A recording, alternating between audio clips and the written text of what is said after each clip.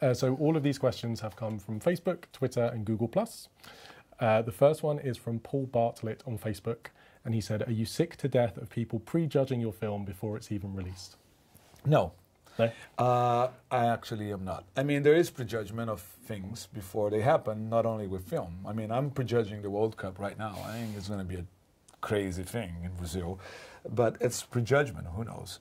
And I do understand the RoboCop fans, because let's face it, there's so many bad sequels out there, you know. So, and you can tell them. You know, a bad sequel usually is a sequel that explores a great concept, but only tries to put a movie to cash in. And that's not what we've done here. We've done a movie that is political, that gets the core of a whole idea of automation of violence, open the door to fascism, and discusses it. It's ironic. It criticizes radical right-wing media. It's philosophical. It discusses what's the difference between man and machine. I mean, it has a lot of issues and interesting, and it's thought-provoking, like the original RoboCop. So the question is, how the hell did we get away with that? Second question is from Clive Neal on Facebook, and he said, "Did you ever approach Peter Weller about a cameo?" No, I did not. I was afraid he could point his gun at me and say, "You have 20 seconds to comply." No, I mean, I really love Peter Weller. He's a great actor, but you know, it didn't occur to me just to get him to do a cameo. I mean, I just think, you know, is RoboCop, and that's it. You know, you don't get an actor as good as that and just do a little cameo in a movie. Rory OShaughnessy from Facebook said, "With the original being gratuitously violent, was there a conscious decision on your or the studio's part to tone down the violence?" I don't think the original is gratuitously violent. I think it's violent for aesthetical reasons and for a purpose. You know, the whole PG-13 R-rated thing doesn't make a lot of sense to me, because I think that the amount of violence that a movie has or has not should be dictated by the internal logic of the movie, by what the movie is about, what it's trying to say. So if you get Clockwork Orange, it's got to be violent, because the subject matter demands violence. If you look at, you know, I don't know, the Pink Panther ain't violent because it doesn't ask for violence. Now, the movie we've made talks about foreign policy and about the use of drones for law enforcement and what it entails in the future. Talks about corporate manipulation, a corporation trying to change a law in America, creating a marketing stunt. It talks about crazy right-wing media outlets, and about the philosophical issues of what is the difference between man and machine, and what does define us as being human. Now, in order to do that movie, I don't need a plane spread in a window, but I do have graphic depiction of things that, to me, are very violent, existential things. Like in our movie, Alex Murphy wakes up, and he's fully there, aware, consciousness, and then he has to understand what's left of him. And the way we show that, it's very violent.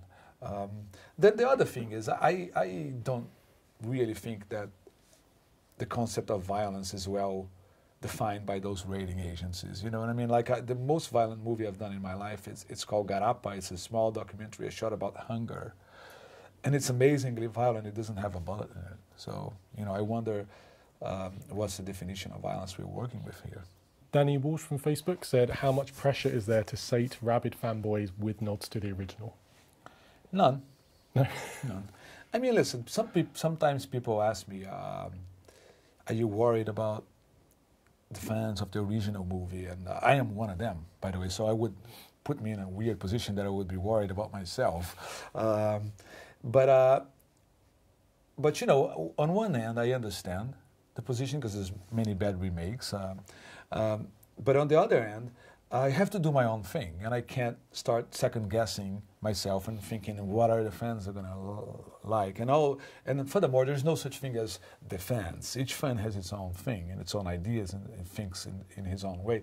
And so I just went for, with respect for the original concept of RoboCop, and went to make my movie, you know, the best way I can. with a great team of people, with a great cast, and to be corny, with love for it. And we'll put it out there, and then, you know, what's going to happen, it's going to happen.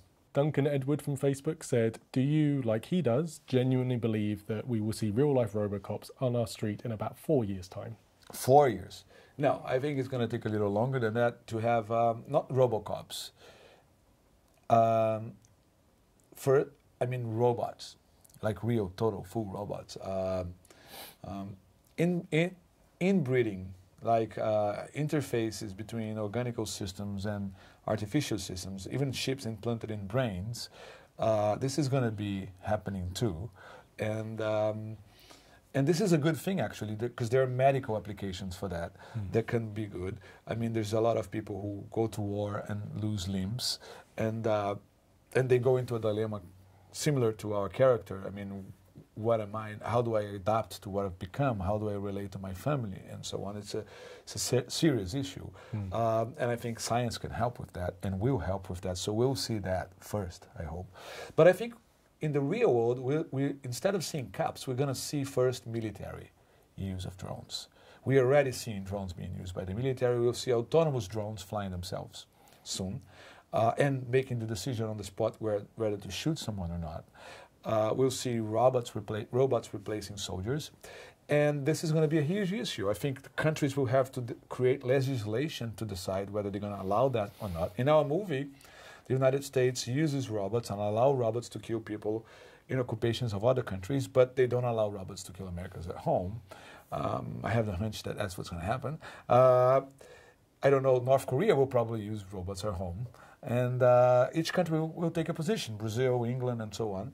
And I see the UN hosting debates about what's going to be legal or illegal in war as far as robots go. So this is a huge issue. I mean, it's a movie that is fun, and it's interesting and so on. It has action scenes in it, but it's about real things, real issues, and it's supposed to present those issues for the audience to think about them. Bruno Lima on Twitter said, what is your favourite scene from the original RoboCop? Yeah, we just watched it, Bruno.